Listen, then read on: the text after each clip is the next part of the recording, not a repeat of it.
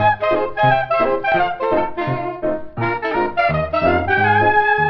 have another personal story that's not with me, but one of my close buddies of mine. He was in grade 12 last year, so he's first year university now.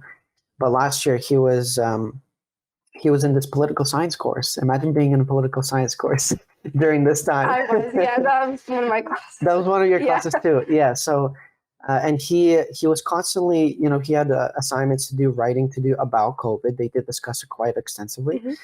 And he said, his teacher is all about, lockdowns and segregation and isolation and keeping everybody safe. We weren't discussing vaccines at the time, but it was all about, okay, lockdowns are great.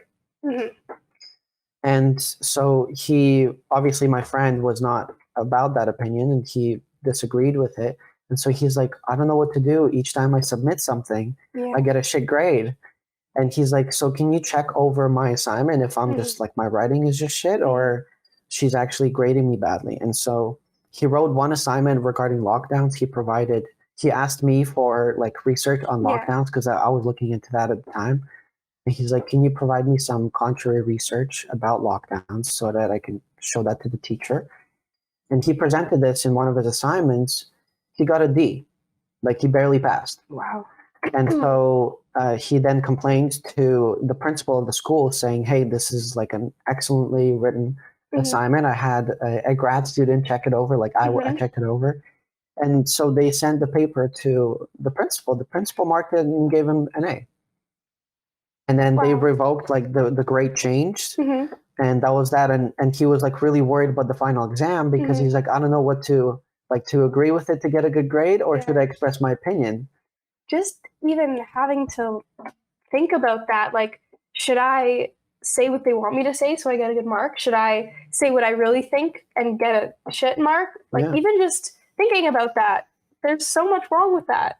Right. It's, one of their fundamental, I guess, like statements that the university has is freedom of speech. So if you can't even do that in your classes, what's the point? Exactly. And this goes even deeper. So let's take this further. Yes. A pre-med student like myself, let's say you are studying in a university, you are taking these courses. Let's say you took a political science course. You don't fucking agree with what the teacher says. And these are your personal convictions. You abide by it. But hey, if you don't have a 3.9 or a 4.0 GPA, guess what? You're never going to med school here in Canada. And so that student is going to be thinking, do I just comply and agree with everything just to kind of, please the teacher or the professor, right? To get the grade I want so that I can get into medical school. And that's the problem here is that they are going to continue doing that. They're going to continue to please. And it's a perpetual cycle. Year after year, they're going to agree with it.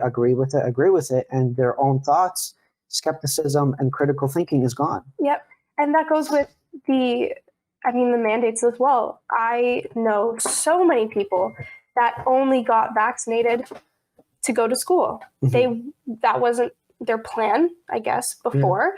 And when it became mandated at schools, they're like, okay, well, I want an education. I need my education. Like I have to get vaccinated. I have no other choice. So they get it. A lot of students did it just for school. And that creates that same cycle. So it's like when it comes to boosters and things like that, they're like, oh, well, I've already complied and I've already done this for them. I'm just going to keep doing it. And then it creates that same cycle. And then eventually they just start complying with everything just blindly. Yeah. So, you mentioned a personal story about one of your friends at Brock University, right? Do you mind sharing that with the viewers? Yeah. There is a student that goes to Brock University. We're going to keep the names completely. Protect the innocent. Yeah. And this person did not want to get vaccinated. And this was early on, I think September, October-ish. They were online. And the school even mandated the vaccine or uploading proof of vaccination, even for online students.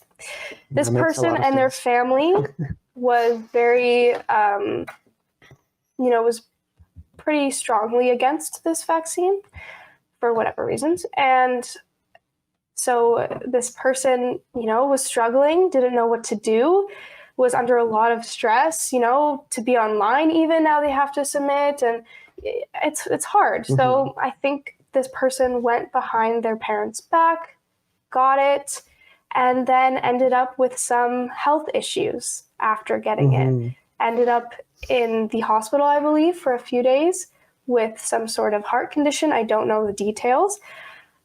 But that was purely, because they were coerced into doing it from the school and ended up complying because they felt they had no other choice, and it ended up harming them at the end. And it's so sad. I feel like that is just so sad. All this person wanted to do was get an education and have the university went against do their purpose. personal convictions. It's something that, they felt very strongly about as a family, as an individual, I think religious beliefs as well. And they had to go against that, didn't like that they were doing it, and then it ended up harming them. And I'm sure that's not the only story. Yeah. I'm sure it isn't. I'm sure there are many more of those. These are popping up all across everywhere, not just universities, but even workplaces and schools and other institutions. Yeah, I know teachers that have done the same thing, that were under so much pressure to get it, finally got it, and ended up in the hospital as well.